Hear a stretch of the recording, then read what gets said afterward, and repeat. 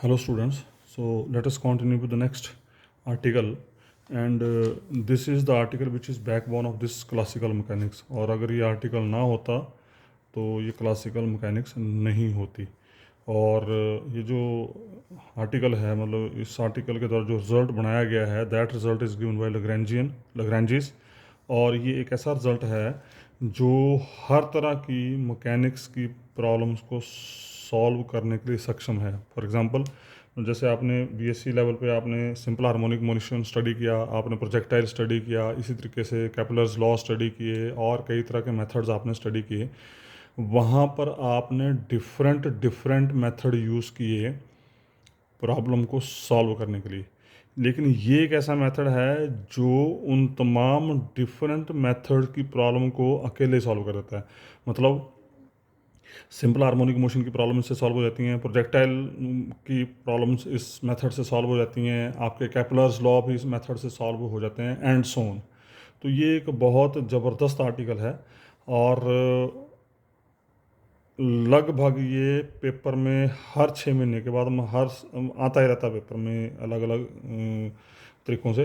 तो ये अब आपने देखना है कि किस तरीके से आपने इसको करना है and this is one of the most important article. और इस आर्टिकल को चलाने से पहले मैं कुछ बेसिक्स टर्म्स की बात कर रहा हूँ यहाँ पे। हालांकि अगर आप चाहें तो फ्लूइड डायनामिक्स के वीडियोस वहाँ हैं पड़े हुए बीच में, तो उसका लेक्चर नंबर 1 और लेक्चर नंबर 2 जो बेसिक लेक्चर्स हैं, आई थिंक 1 और 2 लेक्चर्स होंगे, उन लेक्चर्स को आपने सुन लेना ध्यान से। तो वहाँ पर आपको काफ़ी बेसिक्स चीज़ें जो हैं वो पता लग जाएंगी कि किस तरीके से हमने जो रिजल्ट्स हैं वो सॉल्व करने हैं। लेकिन फिर भी मैं एक रिवाइज दे रहा हूँ यहाँ पे। तो सबसे पहले देखिए, ज़रा ध्यान से देखना क्योंकि ये बेसिक काम है यहाँ पे हमारे पास जिसको हमने यूज़ करना है बारंबार। तो आपको पता होना चाहिए। सबसे पहले तो मैं बात कर रहा हूँ यहाँ पे डिफरेंशिएशन की। आपको पता होना चाहिए डिफरेंशिएशन के लिए हम 2 चीज़ें यूज़ करते हैं, या तो हम ऑर्डिनरी डिफरेंशियल इक्वेशन यूज़ करते हैं या फिर हम पार्शियल डिफरेंशियल इक्वेशन यूज़ करते हैं। ठीक है जी। और ऑर्डिनरी डिफरेंशियल इक्वेशन क्या होती है? ऑर्डिनरी जो डिफरेंशियल इक्वेशन उसमें क्या होता है, जब आपका डिपेंडेंट वेरिएबल एक हो और डिपेंडेंट वेरिएबल भी एक हो और इंडिपेंडेंट वेरिएबल भी एक हो। डिपेंडेंट वो होते हैं जिनको आप डिफरेंशिएट करते हैं और इंडिपेंडेंट वेरिएबल वो होते हैं जिनसे आप डिफरेंशिएट करते हैं। ध्यान रखना है, ठीक है। फॉर एग्जांपल जैसे यहाँ देखिए ज़रा, मैंने लिखा एग्जांपल है F of X equal to X square plus 2x plus 3। F of X बोल दो या वाई बोल दो, whatever you want to write, और जो भी आप बोलना चाहें यहाँ पे। अगर आप ध्यान दें तो यहाँ पर देखो this F is function of X only, और एफ ऑफ एक्स का मतलब F is function of X only. इसका मतलब जो भी इसका एक्सप्रेशन होगा that is only in terms of X. तो this is known as a function which depends upon single variable. ठीक है। तो जब आप इसको डिफरेंशिएट करेंगे तो किसके साथ डिफरेंशिएट करेंगे? एक्स के साथ डिफरेंशिएट करेंगे। एक्स के साथ करेंगे तो डिफरेंशिएशन के लिए, ऑर्डिनरी डिफरेंशिएशन के लिए आप क्या यूज़ करते हैं? डी बटा डी एक्स। ठीक है जी, डी बटा डी एक्स यूज़ करते हैं। तो D D x of F of x और आगे आप निकाल सकते हैं। तो अल्टीमेटली बोलने का मतलब ये हुआ कि जब भी आप किसी फंक्शन को डिफरेंशिएट करेंगे और उसकी डिफरेंशिएशन में एक ही डिपेंडेंट वेरिएबल हो और एक ही इंडिपेंडेंट वेरिएबल हो, तो उसको बोलते हैं हम ऑर्डिनरी डिफरेंशियल इक्वेशन।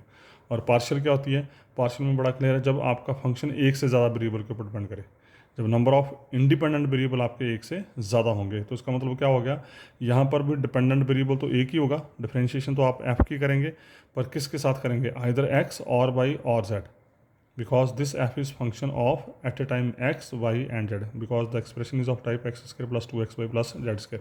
तो अल्टीमेटली बोलने का मतलब इस फंक्शन को जब आप डिफरेंशिएट करेंगे either with respect to x और विद रिस्पेक्ट टू y और विद रिस्पेक्ट टू z, तो हम all we will use partial differentiation. और पार्शियल डिफरेंशिएशन को कैसे लिखते हैं हम? कर्ल बटा कर्ल। जैसे विद रिस्पेक्ट टू x करेंगे तो उसको ऐसे लिखेंगे, विद रिस्पेक्ट टू y करेंगे तो करली और करली y एंड सो ऑन। ठीक है।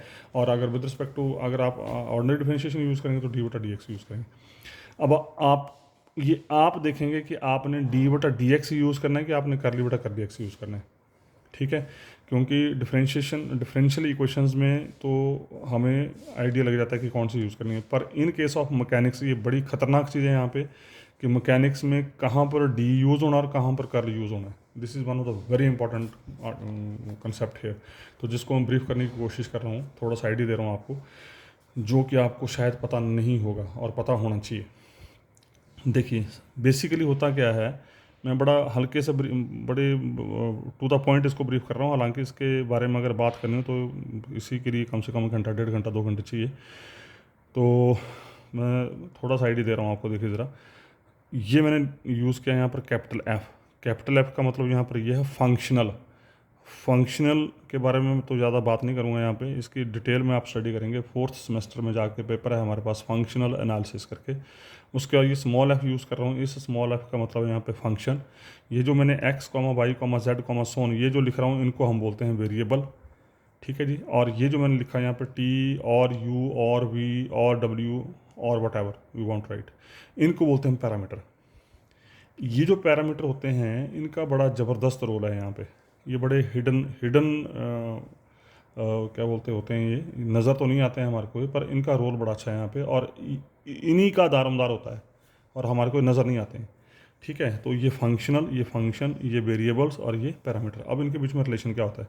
बेसिकली जो फंक्शनल होते हैं they are depends upon functions, मतलब they are function of functions. जो फंक्शंस होते हैं उनके साथ जो एसोसिएशन होती है वो होती है वेरिएबल्स की, आइदर एक्स और वाई और जेड और एक्स वाई और X Y Z and whatever. ठीक है। और ये जो वेरिएबल्स होते हैं एक्स वाई जेड, ये जो एक्स वाई जेड लिखे थे, they are function of parameters always. और इनकी खासियत ये है, इनकी खासियतें यहाँ पर ये है कि जो वेरिएबल्स होते हैं they always depends upon some parameter, और वो पैरामीटर एक ही होगा। वो अगर टी है तो टी होगा, मतलब basically it is of type X of T, Y of T, Z of T, या X of U, Y of U, Z of U, या X of V, Y of V, Z of V. हालांकि अगर आप यहाँ देख रहे हैं function में ऐसा नहीं है। Function depends upon different variables. ठीक है। It depends upon different variables, लेकिन वेरिएबल जो है they depends upon same parameter. This is very important है। ठीक है। बेसिकली होता क्या है, हम जब भी किसी पॉइंट को रिप्रेजेंट करते हैं तो कैसे रिप्रेजेंट करते हैं? X Y Z, P of X Y Z. Basically this is not X Y Z.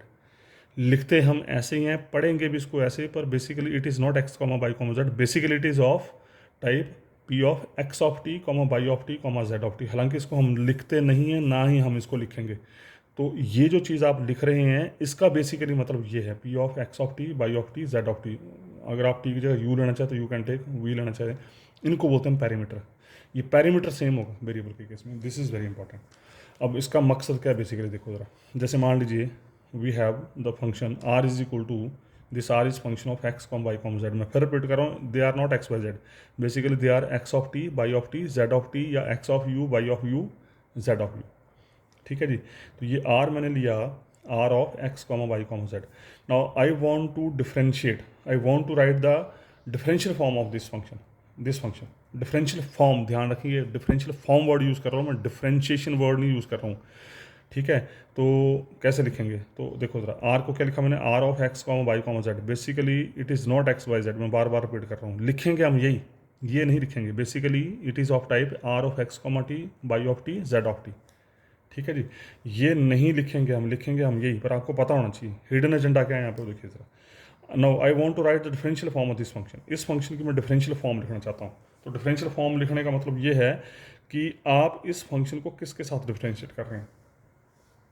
ठीक है। डिफरेंशियल फॉर्म का मतलब होता है कि जब भी आप किसी फंक्शन को डिफरेंशिएट करते हैं तो वो with respect two variable differentiation नहीं होती है। पहली बात, वो जो डिफरेंशिएशन होती है वो विद रिस्पेक्ट टू हमेशा पैरामीटर होती है।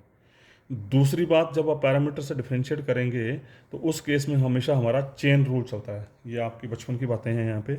और चेन रूल चलाने के साथ साथ ये आपको ध्यान रखना है। अब देखो जरा यहाँ पे, this R is function of X Y Z. इसका मतलब इस आर की differentiation with respect to X, with respect to Y, with respect to Z ही होगी। तो इसका मतलब इस आर के लिए जो डिफरेंशिएशन होगी उसके लिए हम क्या यूज़ करेंगे? Partial differential. क्यों? क्योंकि R is function of X Y Z, it depends upon more than one variables. लेकिन X Y and Z are function of T only. इसका जब एक्स वाई जेड को आप टी से डिफरेंशिएट करेंगे तो यहाँ पर आप ऑर्डिनरी डी यूज़ करेंगे। अब देखो डिफरेंशियल फॉर्म कैसे। तो डिफरेंशियल फॉर्म का मतलब क्या हो गया कि we will differentiate this function with respect to some parameter. और जब जब डिफरेंशियल फॉर्म की बात आती है, ध्यान रखना इस चीज़ का, जब जब डिफरेंशियल फॉर्म की बात आती है तो इसका मतलब we will differentiate that function with respect to parameter only and apply the chain rule. How? देखो जरा, now we want to write the differential form, we want to write the differential form of this function. तो क्या किया? Differentiate this R with respect to parameter. And what is parameter? Parameter is T. मैं फिर repeat कर रहा हूँ, इस T की जगह you can take U, you can take V और वट एवर। देखो तो with respect to T differentiate किया तो क्या बन गया, ये बन गया डी आर बटा डी टी। इस साइड देखो जरा, now R is function of X by Z, इसका आर की डिफरेंशिएशन होगी एक्स बाई जेड के साथ, ठीक है, और वी विल यूज पार्शियल, और X by Z are function of T, तो इसका एक्स बाई जेड की डिफरेंशिएशन होगी टी के साथ। तो R is function of X by Z तो चलेगा partial, X by Z are function of T तो चलेगा ऑर्डिनरी। देखो कैसे चलेगा, पहले आर की डिफरेंशिएशन एक्स के साथ, ध्यान रखना हम डिफरेंशिएट कर रहे हैं विद रिस्पेक्ट टू टी, और चेन रूल के तहत क्या बन जाएगा, करली आर बटा करली एक्स, आर की डिफरेंशिएशन एक्स के साथ, लेकिन x is function of T, तो करली आर बटा करली एक्स, यहाँ चल गया curl x is function of T only, तो ये आ गया डी एक्स बटा D T. Even you can write here करली एक्स बटा करली टी आल्सो, बट जो सही मायने में लिखा जाएगा वो लिखा जाएगा डी एक्स बटा डी टी प्लस। आपको पता होना चाहिए जब चेन रूल चलता है तो बीच में प्लस आता है, फिर आर का differentiation with respect to Y into Y की differentiation with respect to T, तो R is function of X Y Z, तो यहाँ चलेगा partial, Y is function of T only, तो ये आ गया डी वाई बटा डी टी। उसी तरीके से करली आर बटे करली जेड डी जेड बटे डी टी, ठीक है जी।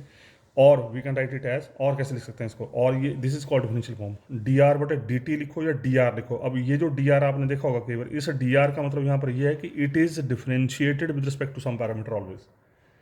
आपने कई बुक्स में देखा होगा कि इस तरह से नोटेशन लिखी होती है हमने, D R D X D Y D Z, तो इनका मतलब यहाँ पे डी एक्स का मतलब यहाँ पर यह है कि it is differentiated with respect to some parameter, mind it, मैं बार बार बोल रहा हूँ। तो डी आर, और कैसे लिखते हैं, डी आर बटा डी टी लिखो या डी आर लिखो, डी एक्स बटा डी टी लिखो या डी एक्स लिखो, डी वाई बटा डी टी लिखो या डी वाई लिखो, डी जेड बटा डी टी लिखो या डी जेड लिखो, ये एक ही बात है। तो ऐसे लिखो या ऐसे लिखो, और हम लिखते हैं ऐसे, ये ऐसे लिखा जाता है। So this is the way how to write the differential form of this function, और ये हमें पता नहीं होता है, 99.9% बच्चों को पता ही नहीं होता कि डिफरेंशियल फॉर्म आती कैसी है। आपने रट्टा मार के काम चलाया होता है और गाड़ी चल रही होती है। तो this is the basic funda कि how we can find differential form of any function, ठीक है जी। ये एक बात होगी, क्योंकि इस कंसेप्ट को मैंने लगभग हर क्वेश्चन में यूज़ करना है, ये डिफरेंशियल फॉर्म जो है।